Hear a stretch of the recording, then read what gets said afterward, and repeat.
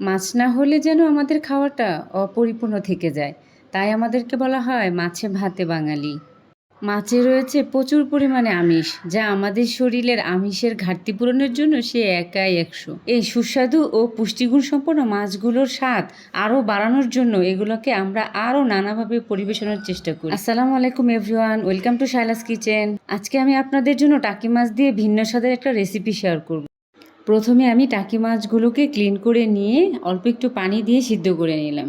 সিদ্ধ করা মাছগুলো ঠান্ডা হয়ে গেলে মাছ থেকে কাঁটাগুলো ছাড়িয়ে নিলাম।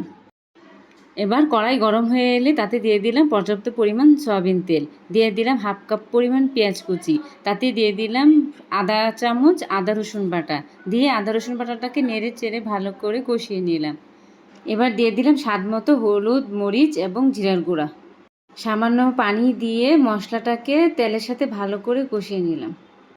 দিয়ে দিলাম কয়েকটা কাঁচামরিচ ফালি করে। এবার এতে ঢেলে দিলাম সেই কাটা বেছে রাখা মাছগুলোকে মশলার সাথে ভালো করে নেড়ে চেড়ে কষিয়ে নিব।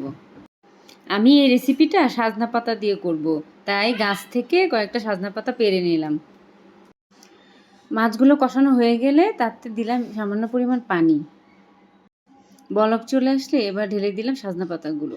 সজনা পাতা দিয়ে ভালো করে নেড়ে চেড়ে মাছের সাথে সজনা পাতাগুলো মিশিয়ে নিব।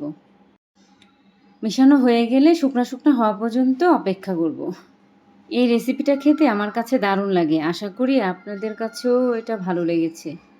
আর আমার মতো কে কে এভাবে খেয়ে থাকেন অবশ্যই কমেন্ট বক্সে জানাবেন।